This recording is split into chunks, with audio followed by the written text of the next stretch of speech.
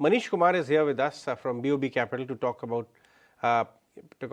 markets, etc. Manish, afternoon. Which Good part of afternoon. the market are you constructive on right now in terms of both the metrics, valuations versus the earnings cushion they have? Sure. So a couple of sectors that we are currently positive on include, on one hand, export-oriented sectors like chemicals and IT. And the other domestic sectors that we are positive on are capex-led sector like capital goods. And we also believe that some of the consumption stocks, be it in consumer durable or in some of the other consumption sector, will also do well. We are not that constructive on traditional cyclicals as of now, because we believe capex cycle per se will be a little back-ended. While we really appreciate what government has proposed in the latest budget, but for private capex to kick in, we probably might still need to allow maybe a year or so for those numbers to come through. Right. Manish, which area of the market do you feel the valuations have become quite rich, where the hypothesis is completely built into the prices, earnings growth, etc., everything, which clearly is an avoid in your view? Sure. So I wouldn't say that I would take any particular sector out and say sector-wise valuation are rich. There are pockets that are richly valued across the board, and there are pockets where value is still available. So I would rather say that there should be a bottom-up approach. But having said that, maybe some of the IT names have jumped up, but for right reasons. So I wouldn't say that just because valuation is high does not necessarily mean that they are rich too. At the same time, just because valuation is low wouldn't mean that they are cheap. So it all depends on the kind of earning that they're going to throw. And therefore, some of these stocks will probably trade at elevated valuation because the earnings are following. And there is visible growth, there is long runway, there's tremendous amount of digitization that are going on. So, so to conclude, I would say that there are pockets, of course, where valuation has probably moved ahead of fundamentals, but I wouldn't say that it's market-wise phenomenon. And one more aspect that I would want to highlight is a lot of times we tend to compare where the multiple was, let's say 7-8 years ago, and where is multiple now, be it for Nifty or other indices. But if you look at the construction of those indices, there has been some change. So we have had a lot of energy stocks, infra stocks that used to have substantial part of those index in the past. But now we have more of IT and some of the other consumption sector dominating the index now. And therefore, on the face of it, the valuation might look rich, but as I said, I wouldn't call it a market-wise richness per se.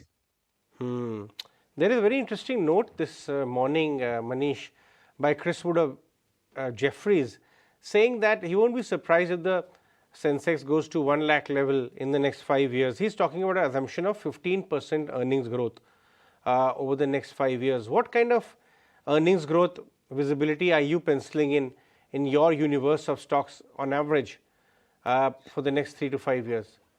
Sure. So I wouldn't want to comment on any specific report per se, but our view has been that while we might see a little bit of sideways movement over next year, year and a half, but we are extremely bullish and constructive over longer term. In fact, our latest view is that maybe about year and a half or two, our private capex will start in a meaningful way, which will lead to a kind of virtuous cycle of consumption capex. Our utilization level will also be high by that time.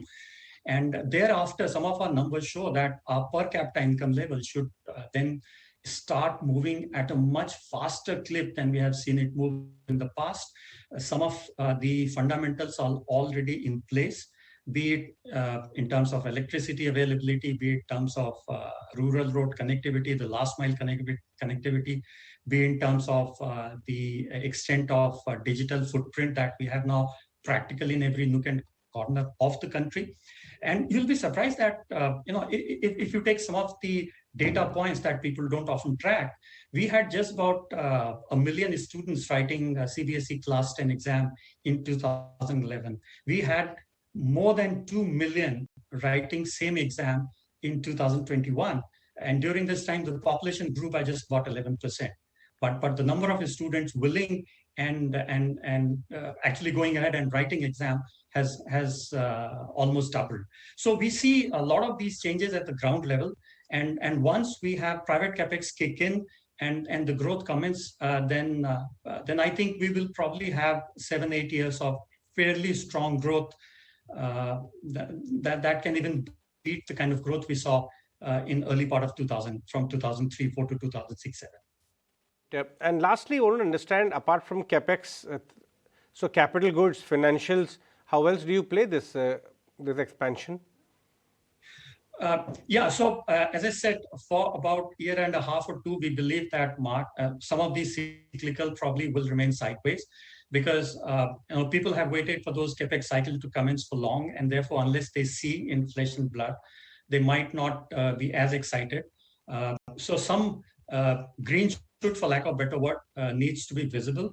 And we believe that some of these green shoots will be visible in about a year and a half from now. And that's when market will probably start valuing these companies in a much more meaningful way. See, right now our capex run rate is about give and take 2 to 3 lakh crore per quarter or so. That number needs to go to 6 to 7. So there is a little bit of distance that needs to be covered.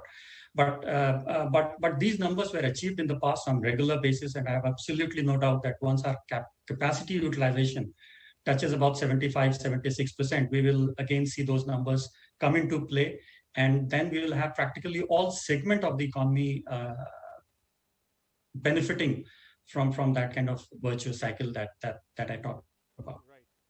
All right, Manish, we'll let you go on that one. Thanks very much for joining us with your thoughts. Thanks for having me.